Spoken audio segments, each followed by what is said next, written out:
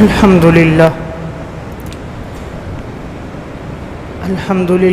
نحمده ونستعينه ونستغفره ونؤمن به ونتوكل عليه ونعوذ بالله من شرور أنفسنا ومن سيئات أعمالنا من يهده الله فلا مضل له ومن يضلله فلا هادي له وأشهد أن لا إله إلا الله وحده لا شريك له وأشهد أن محمدًا عبده ورسوله أما بعد فأعوذ بالله من الشيطان الرجيم بسم الله الرحمن الرحيم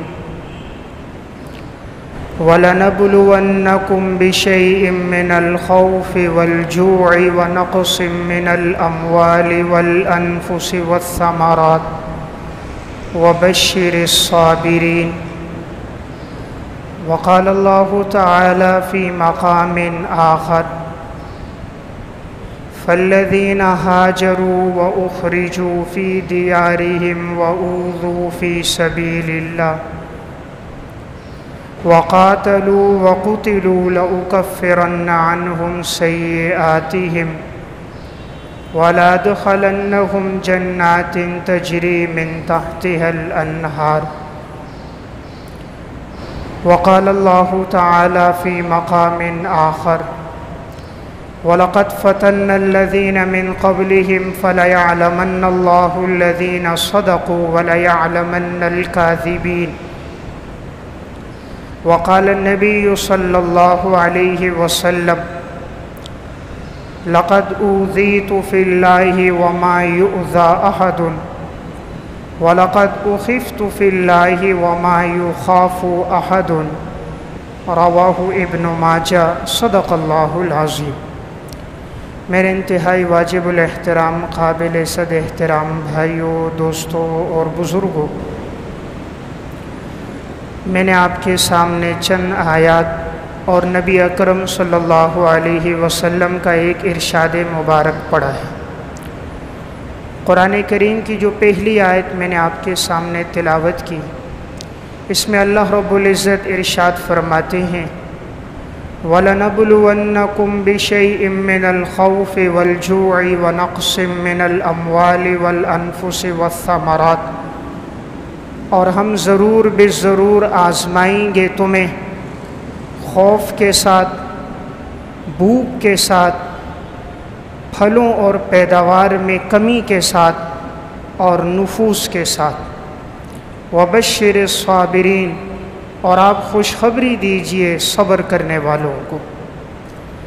دوسری آیت میں اللہ رب العزت نے ارشاد فرمایا فَالَّذِينَ هَاجَرُوا وَأُخْرِجُوا، پس وہ لوگ جنہوں نے ہجرت کی اور وہ جو اپنے گھروں سے نکالے گئے اور انہیں اللہ کے راستے میں تکلیفیں دی گئیں، وَقَاتَلُوا وَقُتِلُوا، اور وہ لوگ جو لڑے اللہ کے راستے میں یہاں تک کہ وہ شہید کر دیے گئے، تو ہم ضرور انہیں باغات میں داخل کریں گے اور ہم ان کے گناہوں کو معاف کریں گے، یہ اللہ کی طرف سے ان کے لیے بدلہ ہے۔ تیسری آیت میں اللہ رب العزت نے فرمایا وَلَقَدْ فَتَنَّا الَّذِينَ مِنْ قَبْلِهِمْ فَلَيَعْلَمَنَّ اللَّهُ الَّذِينَ صَدَقُوا وَلَيَعْلَمَنَّ الْكَاذِبِينَ، اور ہم ضرور تمہیں آزمائیں گے تاکہ معلوم ہو جائے تم میں سچے لوگ کون ہیں اور جھوٹے لوگ کون ہیں۔ حدیث میں نبی اکرم صلی اللہ علیہ وسلم نے ارشاد فرمایا لَقَدْ أُوذِيتُ فِي اللَّهِ وَمَا يُؤْذَى أَحَدٌ، اسلام کے لیے جتنا مجھے تکلیفیں دی گئیں، اذیتیں دی گئیں، کسی کو نہیں دی گئی۔ آپ صلی اللہ علیہ وسلم نے ارشاد فرمایا وَمَا أُخِفْتُ فِي اللَّهِ وَمَا يُخَافُ أَحَدٌ، جتنا مجھے اسلام کے لیے ڈرایا اور دھمکایا گیا، اذیتیں، تکلیفیں، آزمائشیں اور پریشانیاں جتنی میرے اوپر آئی ہیں، آپ نے فرمایا کسی اور کے اوپر نہیں آئی۔ تو یہ جو دین ہم تک پہنچا ہے، یہ بڑی تکلیفوں کے ساتھ، آزمائشوں کے ساتھ، مصائب اور پریشانیوں کے ساتھ پہنچا۔ اب ہماری ذمہ داری ہے کہ اس دین پر عمل بھی کرنا ہے اور آنے والی نسلوں تک اس دین کو پہنچانا بھی ہے۔ اس دین کی خاطر نبی اکرم صلی اللہ علیہ وسلم پر کتنی مشقتیں اور تکلیفیں آئیں، حضرات صحابہ اور سلف پر کتنی آئیں۔ میں چند واقعات عرض کروں گا جس سے معلوم ہوگا کہ خود آپ صلی اللہ علیہ وسلم پر اس دین اسلام کی خاطر کتنی آزمائشیں آئی ہیں۔ نبی اکرم صلی اللہ علیہ وسلم پر تو ابتدا سے ہی آزمائشیں تھیں۔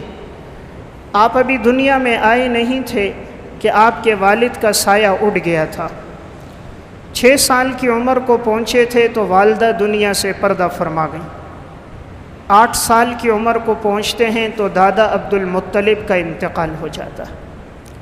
آپ کا حقیقی بھائی کوئی نہیں، آپ کی حقیقی بہن کوئی نہیں تھی۔ آپ نے جو زندگی گزاری ابتدا کی بڑی مشقت والی زندگی تھی، اور جب آپ صلی اللہ علیہ وسلم نے نبوت کا اعلان فرمایا اس کے بعد بھی آپ کی زندگی بڑی تکلیف پر تھی۔ اس کا اندازہ ان واقعات سے ہوتا ہے کہ جب نبی کریم صلی اللہ علیہ وسلم نے اپنی دعوت کا اعلان فرمایا، فاران کی چوٹی پر کھڑے ہو کر سب کے سامنے آپ نے یہ بتلایا کہ اگر میں یہ کہوں کہ اس پہاڑ کے پیچھے دشمن ہے، کیا تم لوگ میری بات کی تصدیق کرو گے؟ سب نے یک زبان ہو کر کہا ہم بالکل تصدیق کریں گے، اس لیے کہ ہم نے آپ کو جب بھی آزمایا ہے تو ہم نے آپ کو سچا پایا ہے، آپ صادق اور امین ہو۔ تو آپ صلی اللہ علیہ وسلم نے کلمے کی دعوت دی۔ آپ نے فرمایا کہو لا الہ الا اللہ، تم کامیاب ہو جاؤ گے۔ بجائے یہ کہ وہ لوگ ایمان لے کر آتے، آپ کے اپنے ہی چچا ابو لہب نے پتھر اٹھایا اور آپ کی طرف پھینکا اور کہا تبا لک یا محمد الہذا جمعتنا، اے محمد معاذ اللہ تیرے لیے ہلاکت ہو، کیا تو نے ہمیں اس کام کے لیے جمع کیا تھا؟ اب آپ صلی اللہ علیہ وسلم کی آزمائشوں کا دور شروع ہوا۔ جب آپ نے سب کے سامنے دعوت دینا شروع کی، آپ کے چچا ابو طالب کو آ کر مشرکین مکہ نے کہا کہ یہ جو آپ کا بھتیجا ہے یہ کبھی بیت اللہ میں کھڑے ہو کر، کبھی بازاروں میں جا کر، کبھی گلیوں میں جا کر لوگوں کو دعوت دیتا ہے، تم اسے سمجھاؤ ورنہ ہم اسے قتل کر دیں گے، ہم تمہاری وجہ سے اسے کچھ نہیں کہتے۔ ابو طالب نے آپ صلی اللہ علیہ وسلم کو بلایا، بھتیجے یہ لوگ کہہ رہے ہیں تم اپنی دعوت سے باز آ جاؤ اور ان کے معبودان کو برا بلا مت کہو۔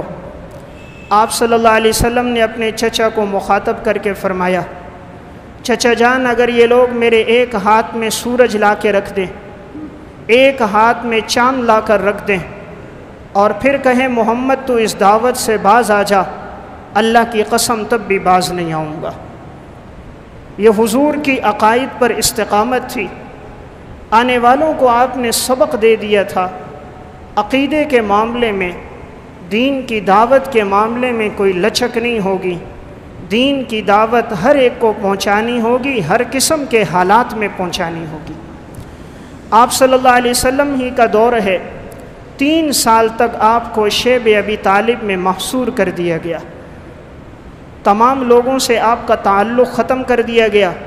ایک گاٹھی کے اندر آپ تھے اور آپ پر ایمان لانے والے چند صحابہ تھے، 3 سال تک آپ کو اس گاٹھی میں پابند کیا گیا، نہ باہر نکل سکتے تھے، نہ جا سکتے تھے، نہ باہر والوں کا آپ سے تعلق ہو سکتا تھا۔ 3 سال آپ نے یہ مشقت کے برداشت فرمائے۔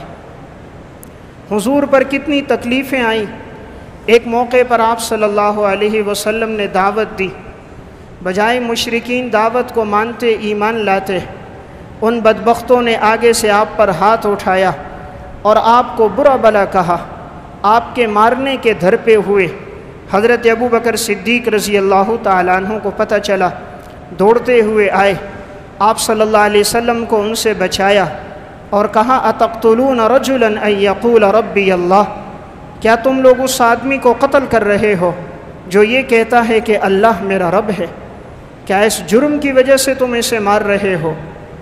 آپ صلی اللہ علیہ وسلم بیت اللہ میں ہیں، ابو جہل، عتبہ، شیبہ، عقبہ بن ابی معیط یہ سب بیٹھے ہیں۔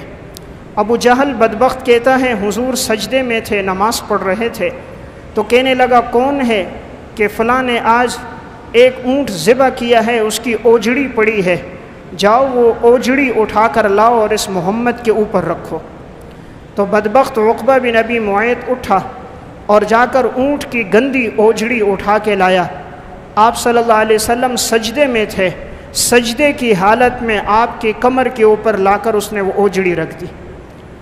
آپ صلی اللہ علیہ وسلم سجدے کی حالت ہی میں ہیں، حضرت فاطمہ رضی اللہ تعالیٰ عنہ کو کسی نے اطلاع دے دی تمہارے والد کی کندھے کے اوپر، پشت کے اوپر اوجڑی رکھی ہوئی ہے اور وہ سجدے کی حالت میں ہے۔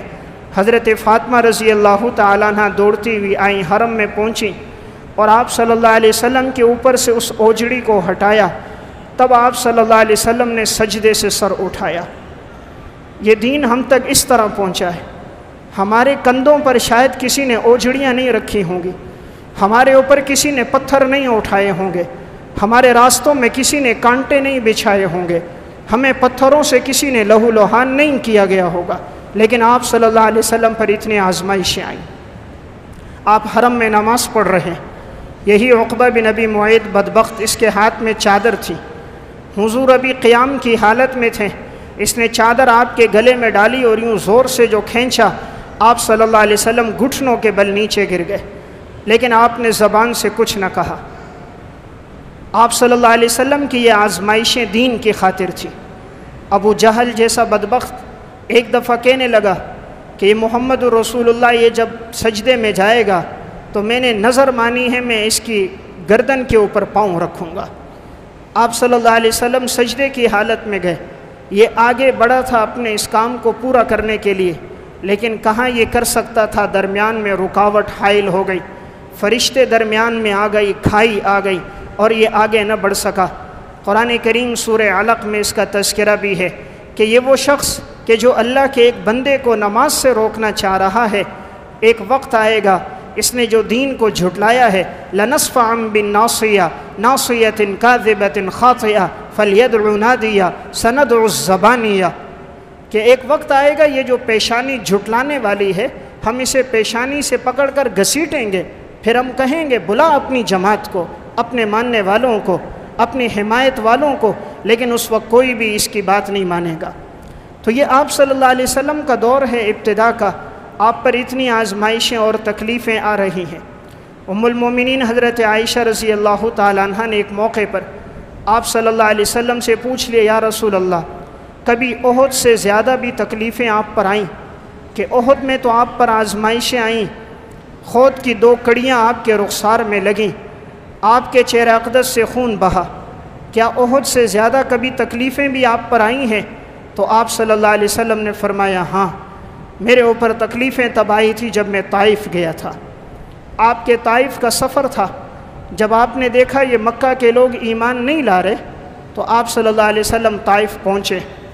طائف کے قبیلے میں 3 سردار تھے اور یہ تینوں آپس میں بھائی تھے، ایک کا نام عبد بن عمر تھا، ایک کا نام حبیب بن عمر تھا۔ آپ پہنچے اور انہیں دعوت دی تو ان میں سے ایک معاذ اللہ کہنے لگا کیا اللہ کو تیرے علاوہ اور کوئی نہیں ملا کہ اللہ اسے نبی بنا دیتا؟ سارے مکہ میں تو ایک یتیم ہی ملا تھا، ایک مفلس اور فقیر ہی ملا، اور کوئی نہ ملا کہ اللہ اس کو اپنا نبی بناتا۔ دوسرے نے آگے سے کہا اگر تیرے اوپر میں ایمان لاؤں تو میں تو بیت اللہ کے غلاف کا کپڑا کیوں نہ جلا دوں، یعنی جیسے میں وہ کام نہیں کر سکتا ویسے تیرے اوپر ایمان بھی نہیں لا سکتا۔ ان تینوں نے ایمان نہیں لایا اور پھر قبیلے کے نوجوانوں کو جمع کر کے کہا کہ یہ تمہارے معبودان کو برا بھلا کہتا ہے، ذرا اس کو معاذ اللہ سیدھا کرو۔ سارے نوجوان جمع ہو گئے، آپ صلی اللہ علیہ وسلم کے ساتھ حضرت زید ہیں، پتھر اٹھائے گئے اور آپ صلی اللہ علیہ وسلم کو مارے گئے۔ حضور کے جسد اطہر پر پتھر لگ رہے تھے، آپ کے جسم مبارک لہو لہان ہو گیا اور آپ کے جوتے مبارک خون سے تر ہو گئے۔ اس حالت میں آپ جاتے گئے تو سامنے ایک باغ نظر آیا، یہ باغ عتبہ اور شیبہ کا باغ تھا۔ یہ دونوں ایمان لے کر نہیں آئے تھے، اسلام کے اور حضور کے بڑے دشمن تھے، لیکن جب آپ کو اس حالت میں دیکھا کہ جسم لہو لہان ہے اور خون بہہ رہا ہے تو جان کے دشمنوں کو، اسلام کے دشمنوں کو بھی ترس آ گیا۔ انہوں نے کہا اسے باغ میں پناہ دے دو، اپنے باغ میں لایا۔ آپ صلی اللہ علیہ وسلم انگور کا ایک بیل تھی، اس انگور کی بیل کے نیچے بیٹھے ہیں سائے میں، اور آپ نے اس موقع پر کلمات کہے کہ اے اللہ تو نے مجھے کن کے حوالے کر دیا؟ یہ لوگ تو نہ دن دیکھتے ہیں نہ رات دیکھتے ہیں۔ قوم کے لوگوں نے بھی جھٹلایا، انہوں نے بھی جھٹلایا، بجائے یہ کہ یہ میرا اکرام کرتے ایمان لاتے، انہوں نے میرے جسم کے اوپر پتھر مار دیے۔ اے اللہ اگر تو راضی ہے تو میں سب تکلیفیں برداشت کرنے کے لیے خوش آمد ہوں، اے اللہ تو مجھ سے ناراض نہ ہو۔ آپ صلی اللہ علیہ وسلم نے جو طائف میں دعا کی ہے اس کی ترجمانی اردو کے الفاظ میں نہیں ہو سکتی، اس کی ترجمانی کوئی زبان اور قلم نہیں کر سکتی جو حضور نے اس موقع پر کیا کہ اے اللہ نہ قوم کے لوگوں نے ایمان لایا اور نہ یہ قبیلے والے میرے اوپر ایمان لائے، چلو ایمان نہ لاتے مجھے مسافر سمجھ کے چھوڑ دیتے، انہوں نے تو اوباشوں کو میرے اوپر چھوڑ دیا اور انہوں نے مجھے پتھر مار دیے۔ آپ صلی اللہ علیہ وسلم یہ دعا فرما رہے ہیں، اتنے میں عتبہ اور شیبہ نے، جو باغ کے اندر ایک کام کرنے والا شخص تھا، اسے کہا کہ جاؤ محمد کو انگور پیش کرو، اسے بڑی تکلیف ہوئی ہے، جان کے دشمن کو ترس اور رحم آ گیا۔ وہ انگور لے کر جیسے آپ صلی اللہ علیہ وسلم کے پاس گئے، حضور نے انگور دیکھے، بسم اللہ الرحمن الرحیم پڑھا، انگور کھانے لگے۔ وہ شخص نینوا کا رہنے والا تھا، حضرت یونس علیہ السلام کی آبادی والا، ان پہ ایمان لانے والا تھا۔ اس نے جب بسم اللہ حضور کی زبان سے سنا تو چونکہ یہ الفاظ کسی اور سے نہیں سنے تھے، وہ لوگ تو کہتے تھے بسم اللہ لات والعزیٰ، لات کے نام سے شروع، عزیٰ کے نام سے شروع۔ آج پہلی مرتبہ کسی کی زبان سے سنا کہ رحمان کے نام سے شروع اور رحیم کے نام سے شروع۔ پوچھا کہ تم کون ہو؟ آپ نے اپنی دعوت دی کہ میں محمد رسول اللہ ہوں۔ حضور نے ہر ایک کو دعوت دی ہے، آپ نے کبھی یہ نہیں دیکھا کہ یہ قبیلے کا سردار ہے یا فقیر ہے، یہ بادشاہ ہے یا تنگ دست ہے، یہ مسافر ہے یا مقیم ہے، یہ خوبصورت ہے یا بدصورت ہے۔ آپ کی دعوت سب کے لیے تھی۔ آپ نے اسے دعوت دی اور کہا تم کہاں کے رہنے والے ہو؟ اس نے کہا میں نینوا کا رہنے والا ہوں۔ آپ نے کہا ہاں نینوا میں میرا بھائی یونس بھی آیا تھا۔ کہا تم اسے پہچانتے ہو؟ آپ صلی اللہ علیہ وسلم نے کہا ہاں یونس پیغمبروں میں سے اللہ کے سچے نبی ہیں۔ آپ صلی اللہ علیہ وسلم نے حضرت یونس کا تعارف کرایا، وہ سمجھ گئے واقعی یہ اللہ کے پیغمبر ہیں۔ اتنی معلومات تو ہمیں نہیں جتنی معلومات انہیں ہے۔ اسی موقع پر وہی شخص حضور کے قدموں میں گر گیا، جن قدموں سے خون بہہ رہا تھا اس قدموں کو بوسہ دیا۔ جب اللہ عزت دینا چاہتا ہے تو اللہ پھر ان راہوں سے عزتیں دے دیتا۔ پھر اللہ نے طائف کے بعد حضور کو مقام دیا تھا، آپ کو معراج کی سیر کروائی تھی، ساتوں آسمانوں کے چکر لگوائے تھے، بیت المعمور پر آپ پہنچے تھے، اللہ رب العزت سے ہم کلام ہوئے تھے، نمازوں کا انعام ملا تھا۔ تکلیف کے بعد راحت آتی ہے، آزمائش اور مصیبت کے بعد اللہ آسانیوں کو لے کر آتا ہے۔ تو آپ صلی اللہ علیہ وسلم نے جب دعوت دی تو یہ ایمان لے کر آیا۔ عتبہ اور شیبہ کہنے لگے کہ لگتا ہے محمد نے جادو کر دیا، ہمارا غلام بھی اس کے ہاتھ اور پاؤں کو چوم رہا ہے۔ بلا کر پوچھا کیا ہو گیا؟ کبھی تم نے ہمارے ہاتھ نہ چومے، ہمارے پاؤں نہ چومے، آج محمد کے ہاتھ چوم رہے ہو۔ کہا یہ اللہ کے سچے نبی ہیں، انہوں نے جو مجھے بتایا ہے بالکل سچ بتایا۔ تو آپ صلی اللہ علیہ وسلم پر یہ دن بڑا سخت تھا، تو آپ نے حضرت عائشہ سے فرمایا تھا عائشہ اس دن جو مجھے تکلیفیں اور آزمائشیں ملی تھیں، مجھے زندگی میں کبھی اتنی تکلیفیں نہ ملی۔